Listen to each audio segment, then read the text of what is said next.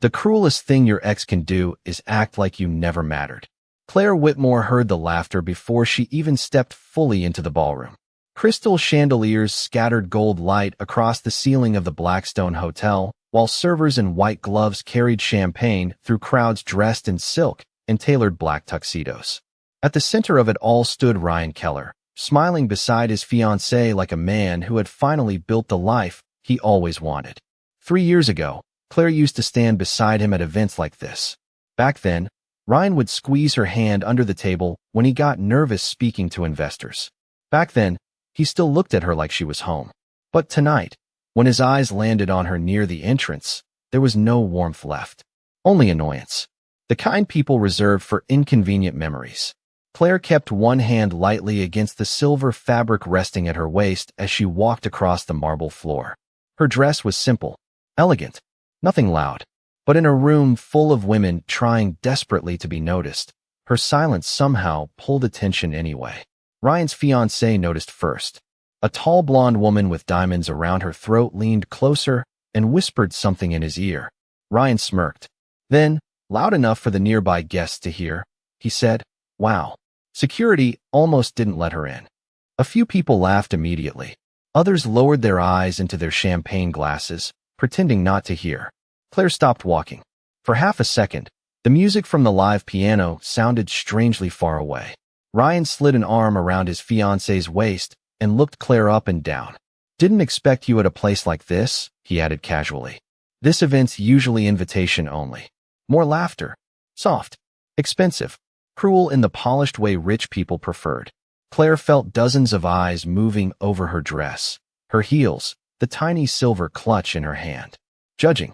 Measuring, waiting for embarrassment to crack across her face. But Claire only smiled faintly. Not because it didn't hurt. It did. Some wounds never fully closed. Especially the quiet ones. She remembered the apartment Ryan used to share with her before the money came. The broken heater during winter. The nights she worked double shifts while he stayed awake building presentations for investors. She remembered handing him coffee at 2 in the morning while he promised, "One day, I'm going to give you everything." He did become successful, just not with her beside him. Claire slowly reached into her clutch and removed a black envelope sealed with dark gold wax. The Ashford crest gleamed beneath the chandelier light. Ryan's smile faded for the first time that night. It happened fast, just a flicker, but Claire saw it. Everyone did. Before Ryan could speak again, the elevator doors across the ballroom opened. The hotel owner himself stepped out, nearly breathless, adjusting his cufflinks as he crossed the floor directly toward Claire. Conversations around the room began to quiet one by one. Even the piano player slowed. The older man stopped in front of Claire with visible respect in his posture. "Ms. Whitmore," he said carefully, "the Ashford family has been waiting for you upstairs." Silence. Absolute silence. Ryan blinked once, confused. Then twice. Claire lifted her eyes toward him one final time. Calm. Composed. Untouched by the humiliation he tried so hard to create. And for the first time all evening, Ryan Keller looked nervous. Ryan Keller had spent the last 3 years convincing himself that Claire Whitmore was replaceable. But the moment the hotel owner mentioned the Ashford family, something unfamiliar crept into his chest. Fear. It was small at first, barely visible beneath the confident smile he still wore for the crowd. Yet Claire noticed the way his fingers loosened slightly around his champagne glass. The ballroom no longer sounded the same.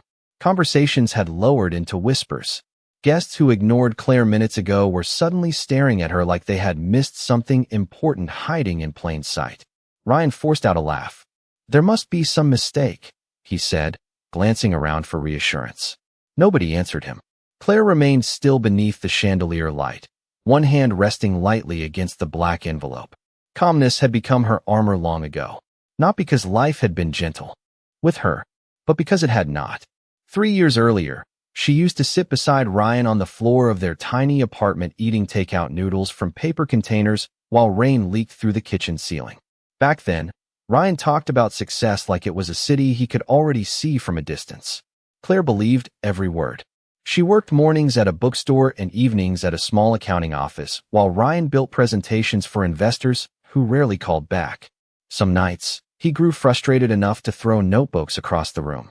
Claire would quietly pick them up after he fell asleep. She never complained when she sold her grandmother's jewelry to help cover rent.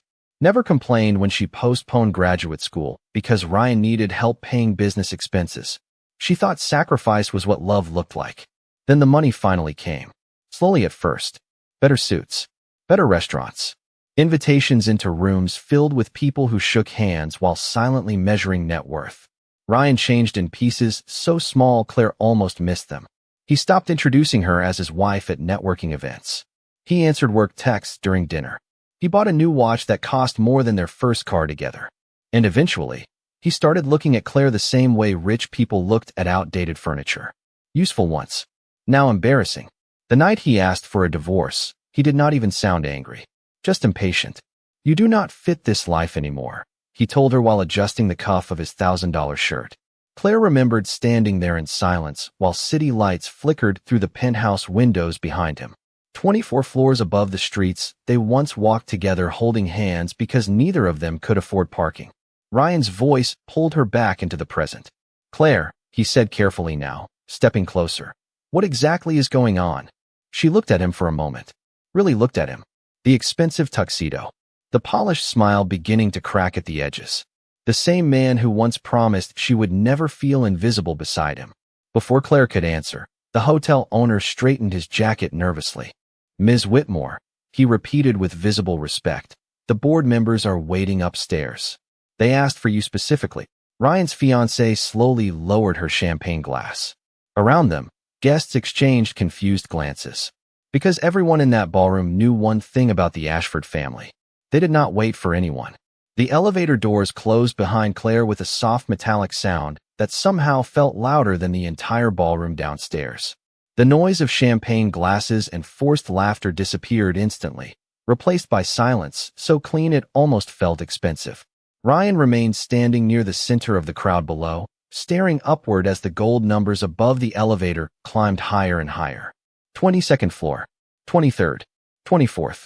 The private level of the Blackstone Hotel was reserved for names that appeared in financial magazines and history books.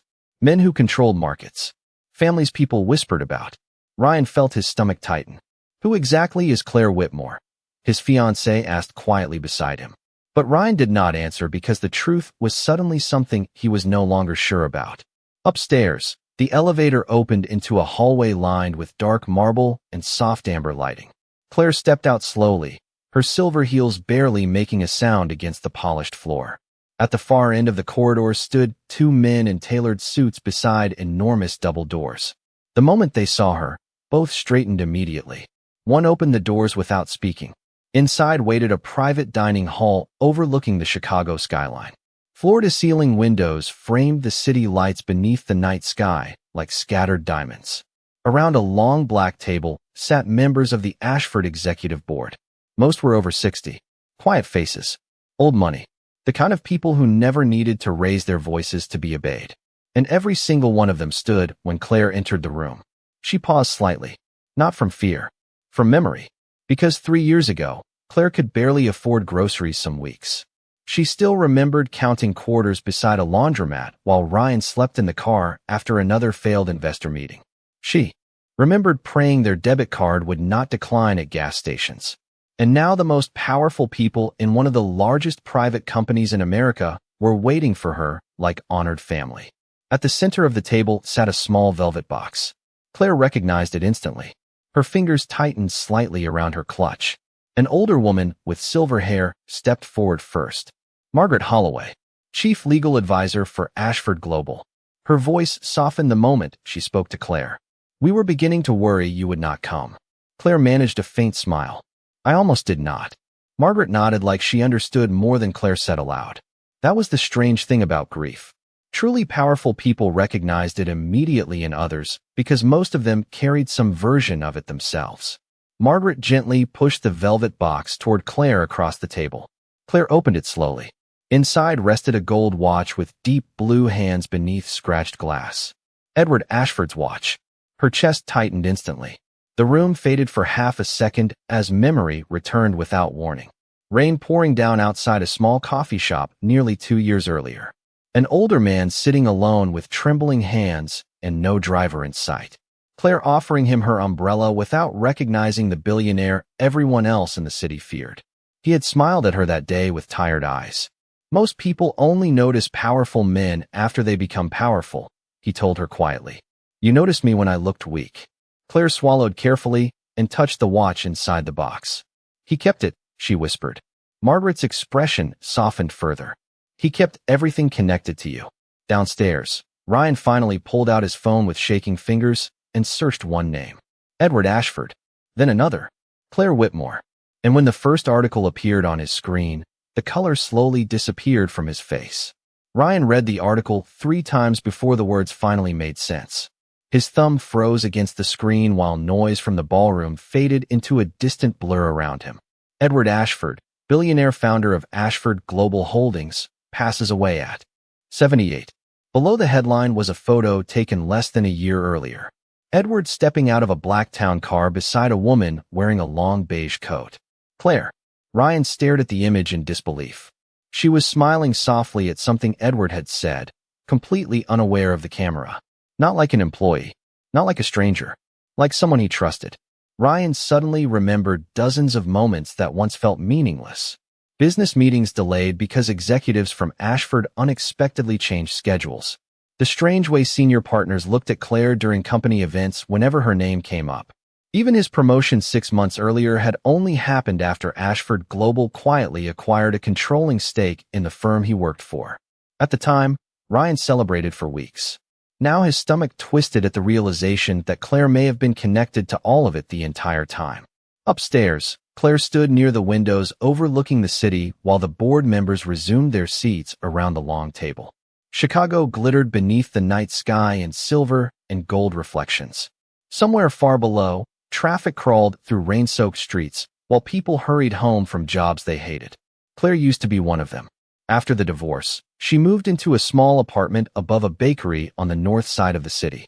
The ceilings leaked during storms, and the radiator made loud banging sounds every winter morning around 5 o'clock. Her kitchen was barely large enough for 2 people to stand in comfortably. But for the first time in years, the silence there belonged entirely to her. No networking calls. No pretending.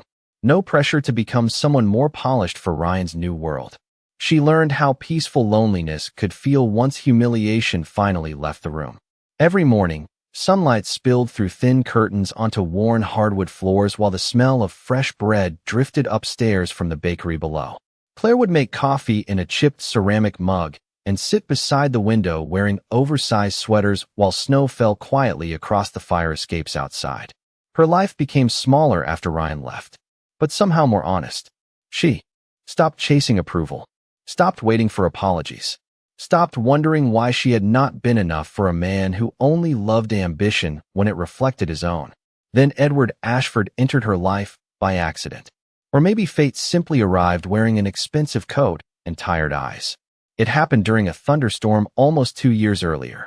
Claire had just left work when she noticed an older man standing alone beside a black car with a flat tire outside a coffee shop. Rain soaked through his wool coat, while drivers rushed past without slowing down. Most people in Chicago recognized Edward Ashford instantly. Claire did not. She only saw an elderly man struggling in the cold. So she offered him her umbrella and waited with him nearly 40 minutes until another driver arrived. Edward never forgot that night. Neither did Claire. Because before leaving, he looked at her carefully and asked one strange question. What do you do when people stop seeing your value? Claire remembered laughing softly through the rain. You stop asking them to. Back downstairs in the ballroom, Ryan slowly lowered his phone. Across the room, guests had begun whispering Claire's name now with entirely different voices. Respect had replaced mockery so quickly it almost felt disgusting. Ryan loosened his tie slightly as unease settled deeper into his chest. Because for the first time since the divorce, he was beginning to understand something terrifying. Claire Whitmore had never been weak. He had simply mistaken her kindness for powerlessness. The difference between old money and new money was silence. Ryan finally understood that as he stepped out of the crowded ballroom and into the quieter hallway near the elevators. Downstairs, people still whispered Claire's name in disbelief. But upstairs, the Ashford executives had not reacted with surprise at all. They had acted like she already belonged there. That realization unsettled him more than anything else. His fiancée touched his arm carefully. "Ryan, maybe you should just leave this alone." But Ryan barely heard her. He kept replaying the photo on his phone. Claire beside Edward Ashford. Claire smiling in a way he had not seen in years. Soft, peaceful, alive. He hated how much that image bothered him. Upstairs, Margaret Holloway guided Claire toward the windows while assistants quietly prepared documents at the far end of the room. Nobody rushed. Nobody spoke louder than necessary. Wealth at that level did not need performance. Claire rested her fingertips lightly against the cold glass overlooking the city below. "He talked about this room all the time," she said quietly. Margaret smiled faintly. Edward believed this view reminded people how small they really were. Claire looked down at the streets glowing beneath the rain. Tiny headlights moved through intersections while steam rose from rooftops into the dark Chicago sky. Somewhere in that city was the apartment where she rebuilt herself after the divorce. The tiny kitchen, the old radiator, the mornings filled with bakery smells and silence. For a long time, Claire thought surviving humiliation would feel dramatic. She imagined one perfect moment where the pain disappeared completely. But healing had not arrived like lightning. It came slowly, quietly, through ordinary things, through walking home alone without crying anymore, through buying flowers for herself on Sundays, through learning how peaceful life became once she stopped begging to be chosen. Edward Ashford noticed that version of her immediately. Weeks after the rainstorm outside the coffee shop, a black car appeared outside her bookstore job. Claire almost ignored it, until the driver stepped out and politely handed her a handwritten invitation to dinner. Edward had requested her company personally. She remembered arriving at his estate terrified she had somehow made a mistake. But Edward welcomed her warmly into a library lined with dark wood shelves and old leather books. No assistants, no photographers, just an aging billionaire drinking tea beside a fireplace while jazz music played softly in the background. "Do you know what most wealthy people fear?" Edward asked her that first night. Claire shook her head carefully.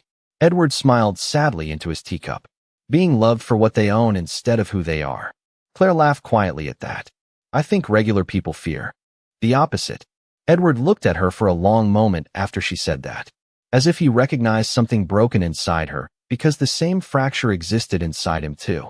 Their dinners became regular after that. Sometimes once a week, sometimes twice. Edward asked about books, architecture, her childhood, things Ryan stopped caring about long before the divorce. He listened when she spoke, truly listened, and slowly, without Claire noticing, the old loneliness inside her began to loosen its grip. Back downstairs, the elevator doors finally reopened. Several Ashford executives stepped out into the ballroom wearing dark tailored suits. The atmosphere shifted instantly. Conversations stopped mid-sentence. Even Ryan straightened unconsciously when one executive walked directly past him without acknowledgement. The man approached the event stage calmly, while hotel staff hurried into position around him. Ryan's heartbeat slowed into something heavy and uneasy, because suddenly the engagement party no longer felt like his event anymore. It felt like something much bigger had quietly taken control of the room. Power does not always announce itself loudly. Sometimes it arrives quietly and lets everyone else panic first. Ryan felt that panic now as hotel staff suddenly moved through the ballroom with unusual precision. The event coordinator whispered urgently into an earpiece while servers adjusted tables that had already been perfectly arranged. Something important was about to happen. Everyone could feel it. The giant chandelier above the ballroom reflected gold light across nervous faces while conversations dissolved into low murmurs. Ryan's fiancée stepped closer beside him. "Why are Ashford executives even here?" she whispered. Ryan loosened his tie again, but said nothing, because the truth sounded impossible even inside his own head. Upstairs, Claire sat alone for a moment in Edward Ashford's private lounge while the board prepared documents next door. The room smelled faintly of cedarwood and old books. Rain tapped softly against the tall windows overlooking the city. On the table beside her rested Edward's gold watch and a handwritten letter folded carefully. Beneath it, Claire stared at the envelope without touching it yet. Her heartbeat felt strangely calm considering everything waiting downstairs. That was the thing about surviving heartbreak. Once someone had already shattered your life apart, public judgment stopped feeling frightening. Claire had already endured worse in silence. She remembered the weeks after the divorce when mutual friends quietly disappeared from her life one by one. Dinner invitations stopped coming. People who once called her family suddenly became uncomfortable around her because Ryan had money now and she did not. Even at the bookstore where she worked, customers occasionally recognized her from old corporate photographs online. "Weren't you married to that Keller guy?" they would ask casually. Claire always smiled politely and changed the subject. Dignity became her final form of self-respect after losing everything else. Across the room, Margaret entered carrying several folders before pausing beside Claire's chair. "There is something you should know before we continue tonight," she said gently. Claire looked up. Margaret placed one document on the table between them. The top page displayed Ryan's company logo. Claire frowned slightly. "Why does Ashford own part of Keller Strategic?" Margaret gave a faint, knowing smile. "Edward purchased controlling shares 8 months ago." Claire blinked slowly. Ryan never mentioned that. Ryan did not know. Silence settled between them for a moment while distant thunder rolled across the skyline outside. Claire lowered her eyes back to the document. Suddenly dozens of small moments made sense. Ryan receiving unexpected promotions. His company surviving market losses that should have destroyed smaller firms. Executive meetings delayed without explanation. Edward had been watching everything quietly from the shadows the entire time. Not to punish Ryan. Edward never seemed interested in revenge. He was interested in people. In character. In seeing who someone became when power finally entered the room. Margaret sat across from Claire and folded her hands calmly. "Edward admired you deeply," she said. "Not because you suffered. Because you remained. Kind after suffering." Claire looked toward the rain-covered windows again. Her voice came softer now. "I never wanted revenge against Ryan." Margaret nodded immediately. "That is precisely why Edward trusted you." Downstairs, the ballroom lights suddenly dimmed. Conversations stopped completely. At the front of the room, a massive screen slowly illuminated behind the stage with the Ashford Global crest glowing in gold against black. Gasps moved quietly through the crowd. Ryan felt his pulse begin to hammer harder against his ribs. Because everyone in corporate America recognized that symbol instantly. And standing there beneath it now, surrounded by whispers and uncertainty, Ryan realized something devastating. Tonight was never about his engagement party. His celebration had simply become the background for someone else's arrival.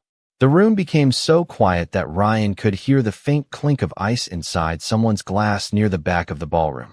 Hundreds of guests stood frozen beneath the chandelier light, while the enormous Ashford crest glowed across the screen behind the stage.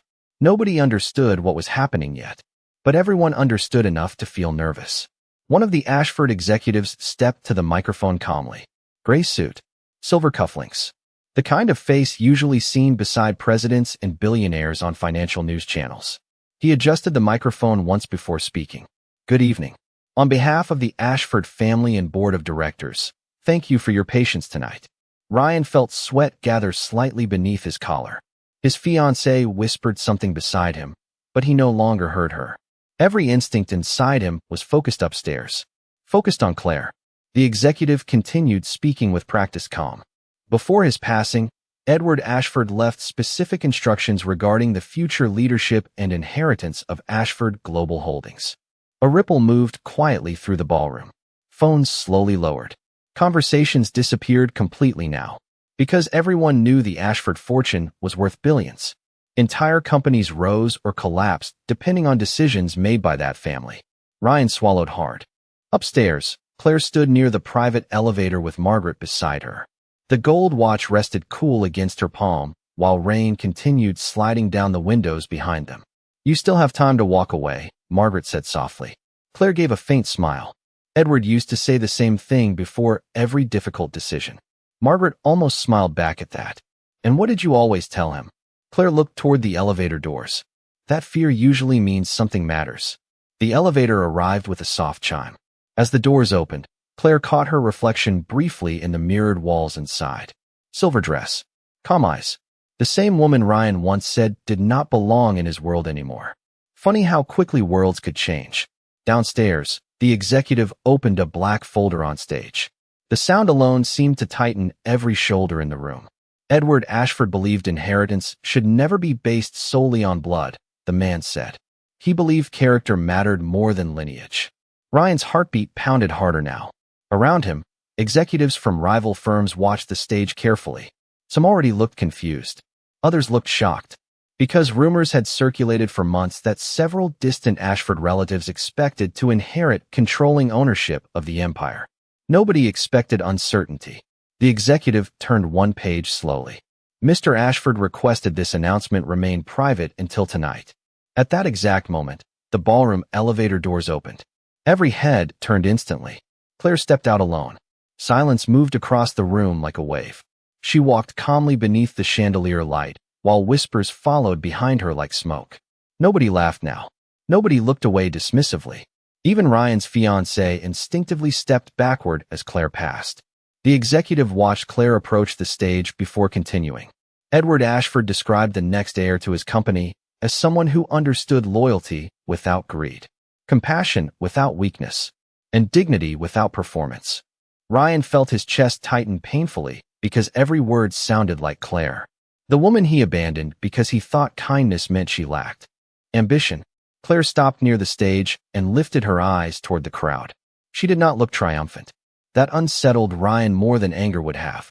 She looked peaceful, untouchable, like someone who no longer needed validation from anyone in the room.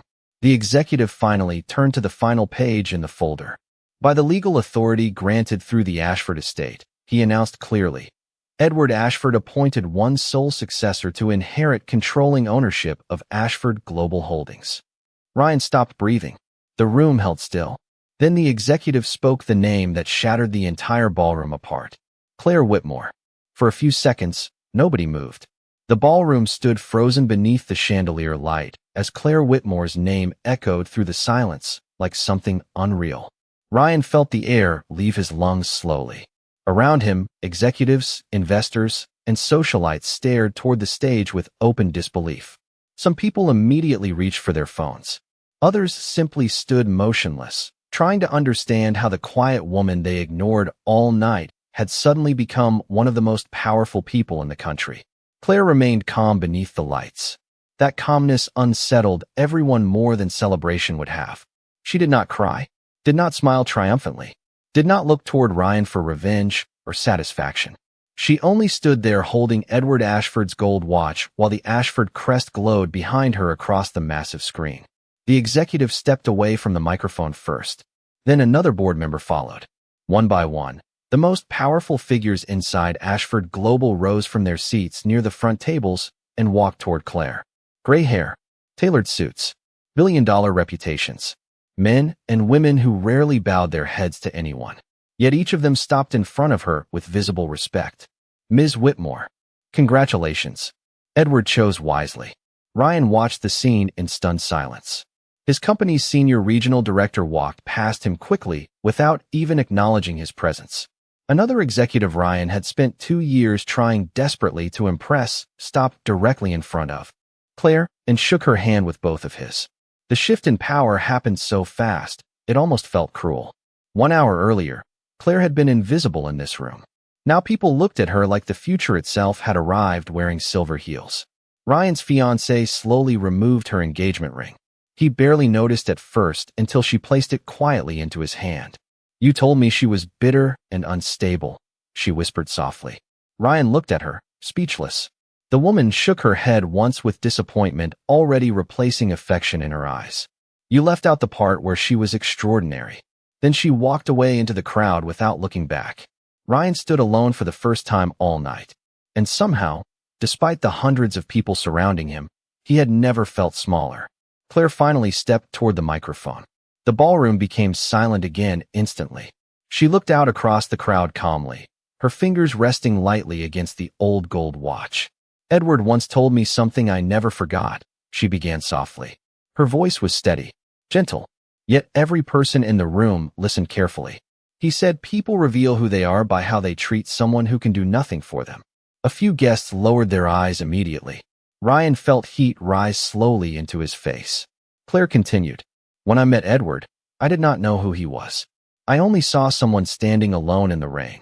Her eyes drifted briefly toward the city lights beyond the ballroom windows. And after my divorce, I understood exactly what loneliness looked like.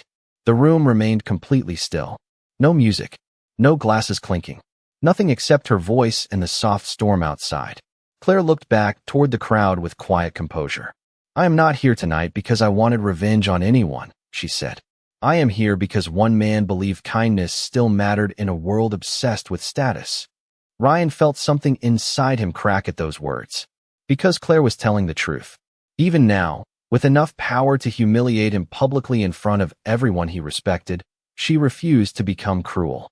That hurt far more than revenge ever could. Then the massive screen behind. Claire changed suddenly. Ashford Global Holdings. New executive chairwoman, Claire Whitmore. Gasps spread across the ballroom again.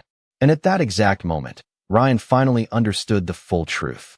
The empire he spent years trying to climb now belonged entirely to the woman he once treated like she was nothing. Rain covered the city in silver reflections by the time the ballroom finally began to empty. Guests walked out quieter than they arrived, carrying champagne glasses and whispered conversations about Claire Whitmore. Some spoke about the inheritance. Others spoke about Edward Ashford's final decision. But most of them talked about the same thing. The way Claire stood on that stage without bitterness. Without arrogance. Like a woman who no longer needed to prove anything to anyone. Ryan remained near the back of the ballroom long after most people had gone. His tuxedo jacket hung open now, tie loosened, expression hollow beneath the fading chandelier light. Hotel staff quietly cleared empty glasses around him, while workers dismantled floral arrangements meant to celebrate an engagement nobody remembered anymore. A few hours earlier, he thought this night would mark the beginning of his perfect future. Instead, it became a mirror reflecting every mistake he spent years refusing to see. He remembered the tiny apartment Claire once turned into a home with almost nothing. The late nights she stayed awake helping him rehearse investor pitches. The mornings she kissed his forehead before leaving for work while he slept another hour chasing dreams she believed in more than he did. Ryan used to tell himself ambition justified everything. That success required sacrifice. But standing there now, watching employees remove decorations from a celebration already forgotten, he finally understood something painful. Claire had never held him back. She was the reason he survived long enough to succeed at all. The ballroom doors opened softly across the room. Claire stepped out from the private hallway alone. Her silver dress caught the dim light, while the city skyline glowed behind the windows beyond her. The room seemed to still around her naturally now. Not because she demanded attention. Because peace had replaced the insecurity people once mistook for weakness. Ryan moved toward her slowly before he could stop himself. Claire. His voice sounded unfamiliar even to him. Tired. Smaller somehow. Claire paused near the marble staircase, but did not immediately turn around. For a moment, only the sound of rain against the windows filled the silence between them. Ryan swallowed hard. I was wrong about you. Claire lowered her eyes briefly. Not angry. Not emotional. Just quiet. Ryan took another step closer. No, he admitted softly. I was wrong about everything. Claire finally turned toward him then. The same woman he once dismissed so easily now stood before him carrying more grace than anyone else in the building. Ryan realized he could not remember the last time he saw her trying to earn love from someone. Somewhere along the way, she had stopped shrinking herself for people who failed to value her. You know what hurts the most? Ryan asked quietly. His voice cracked slightly despite himself. You would have shared all of this with me once. Claire looked at him carefully for several seconds. Then she gave a faint smile filled more with sadness than victory. That is the difference between who we used to be and who we became. Ryan lowered his eyes. Because he understood exactly what she meant. He built his life chasing status until he forgot how to recognize genuine love when it stood directly beside him. Claire stepped toward the exit where a black town car waited outside beneath the rain. Just before reaching the doors, she stopped one final time. Ryan looked up hopefully, almost desperately now. But Claire did not walk back toward him. She only spoke softly without turning around. Edward once told me something after my divorce, she said. He said losing people who cannot see your value is not loss. It is clarity. The doors opened. Cold night air drifted through the ballroom. Claire walked into the rain without hesitation while security held umbrellas above her. Ryan remained standing alone beneath fading chandelier light as the car disappeared into the city beyond the glass. And for the first time in his life, success no longer felt like winning at all.